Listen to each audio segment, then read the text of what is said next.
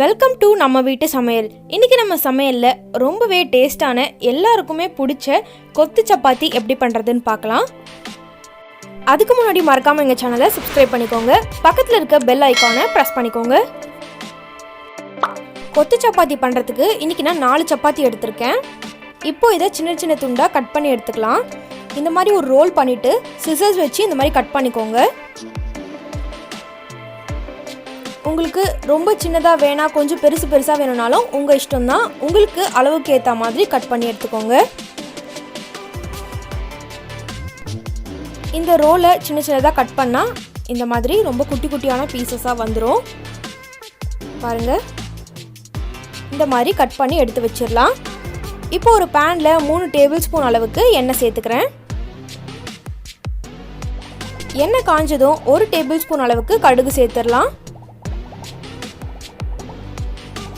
கடுகு நல்லா பொரிஞ்சதும் 1 பட்டை, 1 ஏலக்காய், 1 கிராம்பு எடுத்திருக்கேன். இது கூடவே 1 பச்சை மிளகாய் சேர்த்துடலாம். 1 டேபிள் ஸ்பூன் இஞ்சி பூண்டு விழுது. இது எல்லாத்தையும் சேர்த்து 1 நிமிஷம் அளவுக்கு நல்லா மிக்ஸ் பண்ணிக்கோங்க.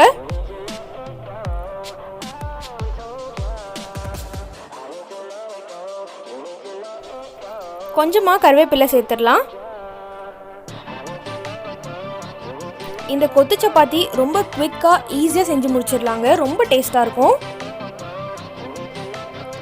இதில் ஒரு பெரிய சைஸ் வெங்காயத்தை சின்ன சின்னதாக நறுக்கியிருக்கேன், அதை சேர்த்துக்கலாம். சேர்த்துட்டு இந்த வெங்காயம் நல்லா கோல்டன் ப்ரௌன் கலரில் வரட்டும். இப்போ பாருங்கள், நல்லா கோல்டன் ப்ரௌன் கலரில் வந்துருச்சு, நல்லா வதங்கிருச்சு. 1/4 டேபிள் ஸ்பூன் அளவுக்கு மஞ்சள் தூள் சேர்த்துக்கோங்க.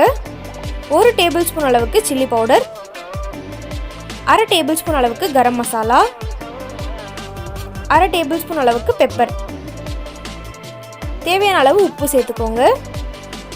இப்போ நல்லா மிக்ஸ் பண்ணிடலாம். 2 நிமிஷம் நல்லா வதக்கி விட்டுருங்க. கொத்து பரோட்டா எல்லாருமே சாப்பிட்ருப்போம். அதே மாதிரி டேஸ்ட்லேயே தான் இந்த கொத்து சப்பாத்தியும் இருக்கும். கண்டிப்பாக ட்ரை பண்ணி பாருங்கள். இப்போது 2 தக்காளியை சின்ன சின்னதாக நறுக்கியிருக்கேன், அதை சேர்த்துடலாம்.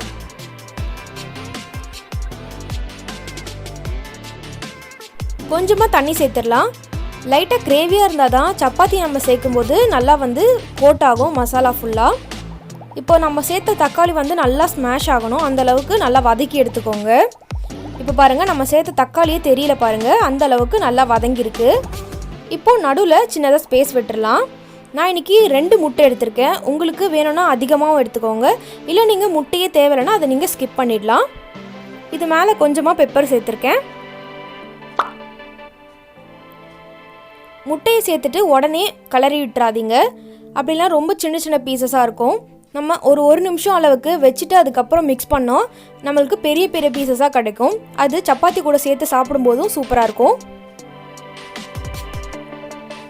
இப்போது 1 நிமிஷம் அளவில் ஆயிடுச்சு. இப்போ பாருங்கள், நல்லா மிக்ஸ் பண்ணி விட்டுடலாம். ரொம்ப மிக்ஸ் பண்ணிகிட்டே இருக்காதீங்க, ஓரளவுக்கு மிக்ஸ் பண்ணால் போதும். இப்போ நம்ம கட் பண்ணி வச்சுருக்க சப்பாத்தி எடுத்து சேர்த்து நல்லா மிக்ஸ் பண்ணி விட்டுருங்க. ஃபுல்லாக மசாலா எல்லாம் கோட் ஆகிற மாதிரி நல்லா மிக்ஸ் பண்ணிக்கோங்க. ஒரு 5 நிமிஷம் அளவுக்கு இது அப்படியே இருக்கட்டும்.